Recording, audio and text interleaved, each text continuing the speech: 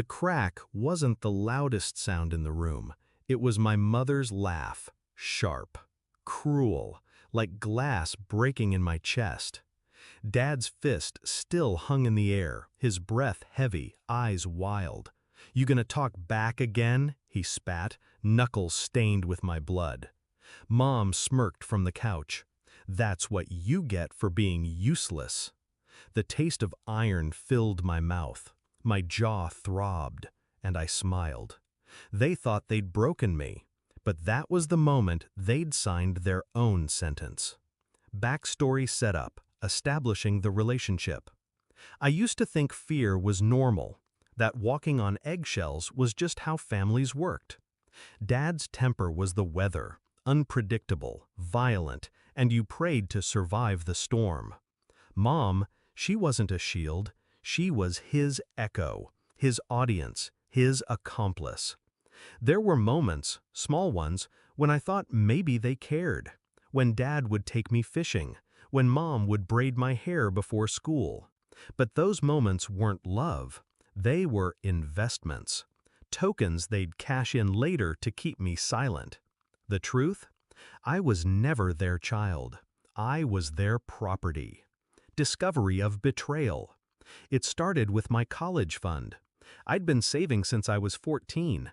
Part-time jobs, scholarships, every dollar guarded. My way out. One day, I checked the account. Zero.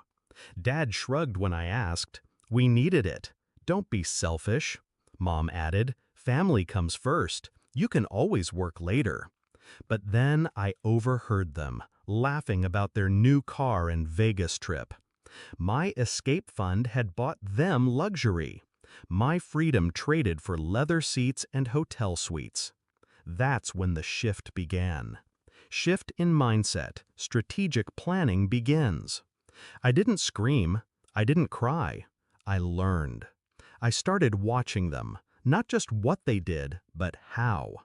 Their spending habits, their arguments, the way Dad kept important things in the safe in his office, the way Mom whispered into her phone before deleting her call logs. I read about financial laws, property rights, custody battles.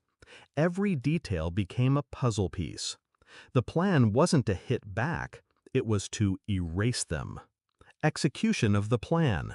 First, I documented photos of bruises, recordings of arguments, bank statements showing their spending.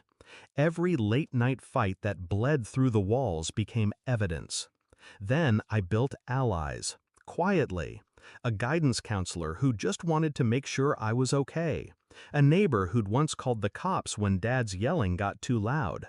A distant aunt who despised my parents but loved me.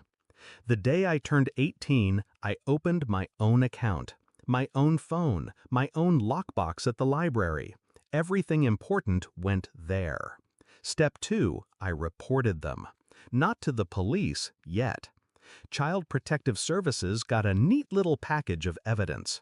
So did the IRS, after I found Dad's creative tax filings. I didn't need to take them down directly, I just needed to set the dominoes. Step 3, the house. It was in Mom's name, but the mortgage was drowning them. I sent anonymous tips to the bank about suspicious withdrawals. Funny thing about banks, they don't like gambling habits tied to missed payments. While they fought foreclosure, I quietly transferred the title of the car into my name. I'd bought it, technically, using my earnings. The paperwork had been in Dad's desk. A quick forged signature, a notary visit, and suddenly the car was legally mine. Every move was silent, invisible, surgical. Climax and confrontation. It all came together on a Tuesday. Dad was at the kitchen table, flipping through overdue bills.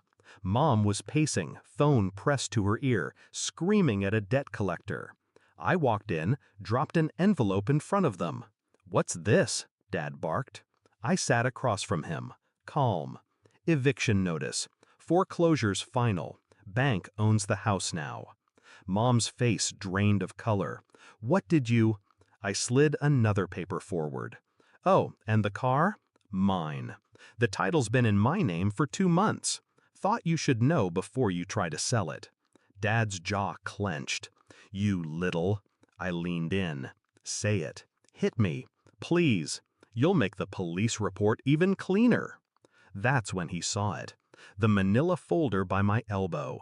His handwriting on the tax documents. Photos of bruises. Copies of his gambling receipts. Mom's texts to her friend about moving away once I was out of the picture. "You've been spying?" Mom whispered. "No," I said. "I've been surviving." I stood, took the folder, and headed for the door. CPS has everything. The IRS does too. The police, well, they'll be very interested when I tell them how you like to solve arguments with your fists. Dad's face crumbled, and for the first time, there was no anger, just fear. Mom's hands trembled.